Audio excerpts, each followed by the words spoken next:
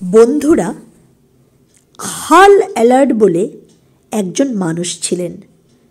1999 সালের 2 ডিসেম্বর একটি গাড়ি তাকে ধাক্কা মারে।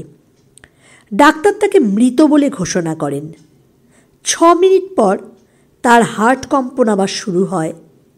6 দিন পর তিনি কোমা থেকে ফিরে আসেন।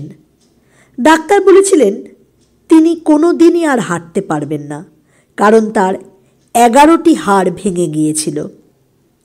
কিন্তু এই অ্যাক্সিডেন্টের কয়েক বছর পর তিনি বেস্ট সেলিং লেখক, কিনোট স্পিকার এবং একজন আল্ট্রা ম্যারাথন রানার হয়ে ওঠেন। যে মানুষটির বেঁচে থাকারই কথা ছিল না, সেই মানুষটি সমস্ত ডাক্তারদেরকে ভুল প্রমাণ করে একজন সফল মানুষে রূপান্তরিত হলেন। তিনি নিজে বলছেন, এই সফলতা পাওয়ার জন্য আমাকে প্রথমে সকাল সকাল ঘুম থেকে ওঠার অভ্যাস করতে হয়েছিল। কোমা থেকে ফিরে তিনি সকালের জন্য কয়েকটি অভ্যাস তৈরি করেন, যেগুলো তিনি বিভিন্ন সফল মানুষের জীবন কাহিনী পড়ে শিখেছেন এবং সেগুলি তিনি রোজ সকালে করতে আরম্ভ করেন। তার লেখা বই দ্য মিরাকল মর্নিং থেকে সকালের কয়েকটি অভ্যাস যা উনি বলেছেন, সেগুলো কি কি বলেছেন দেখে নেওয়া যাক। তিনি সকালের অভ্যাসগুলোর নাম দিয়েছেন সেভার্স। একটু ভালো করে বানানটা লক্ষ্য করবেন, SAVERS। এস বলতে তিনি বোঝাতে চেয়েছেন সাইলেন্স বা নীরব থাকাকে। এখানে তিনি বলতে চেয়েছেন ধ্যান বা প্রার্থনার কথা। ঘুম থেকে উঠে আমরা সোশ্যাল মিডিয়াতে ব্যস্ত হয়ে যাই। সফল ব্যক্তিরা কিন্তু এগুলো করেন না। তারা সকালে উঠে ধ্যান বা যোগ করেন, যা মস্তিষ্ককে একটা উন্নত পর্যায়ে নিয়ে যায় আর পুরো দিনের কাজের জন্য তৈরি করে দেয়। সেভার্সের এস তো হয়ে গেল, এবার বলবো এর কথা।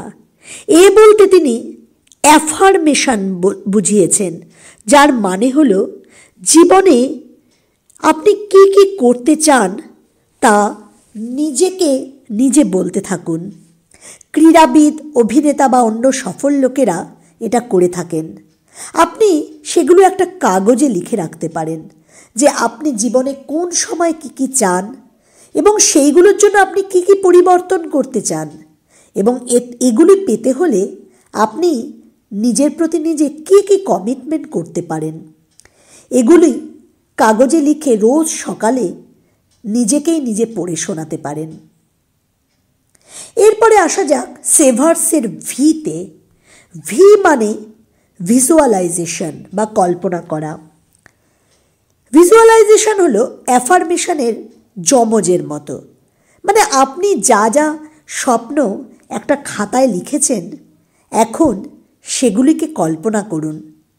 মানে ধরুন আপনি ভেবেছেন যে আপনি 10 বছর পরে একটা কার কিনবেন, তাহলে আপনি ভাবুন যে সেটা আপনি কিনেছেন আর ড্রাইভিং করছেন। এবার আসা যাক সেভার্সের ইতে। ই বলতে তিনি এক্সারসাইজকে বুঝিয়েছেন। আমরা সকলেই জানি ব্যায়াম করাটা কতটা প্রয়োজন, কিন্তু নানা বাহানা দেখিয়ে আমরা সেটা করি না। বৈজ্ঞানিক মতে ব্যায়াম করলে আমাদের ব্রেনে বেশি অক্সিজেন সাপ্লাই হয় আর ব্রেন এন্ডরফিন তৈরি করে, যা আমাদের চিন্তাধারা ঠিক করে, পুরো দিনের শক্তি যোগায়। সেভার্সের আরে আসি। আর মানে রিডিং বা পড়া। নিজের ব্যক্তিত্ব বাড়ানোর জন্য বই পড়া ভালো একটা অভ্যাস। সুতরাং রোজ ভালো সফল মানুষের লেখা বই পড়তে আরম্ভ করুন। এবার শেষ লেটার এস। এস বলতে বোঝাচ্ছে স্ক্রাইবিং বা লেখাকে।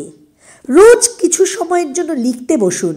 আপনার মনোভাব, চিন্তাধারা, কি কি পেয়েছেন আর কি কি পেতে হবে, তার জন্য আপনার কি ইমপ্রুভ করতে হবে, নিজের কি কি শিখতে হবে, এই সব নিজে একটু একটু করে লিখতে থাকুন। এই পদ্ধতি আপনার কাজে মনোযোগ বাড়াতে সাহায্য করবে। এই রুটিনগুলি মানতে হলে আপনাকে প্রথমে খুব সকালে ঘুম থেকে উঠতে হবে। সকাল 8টার আগে একটি একটি করে এগুলি সব করে ফেলতে হবে।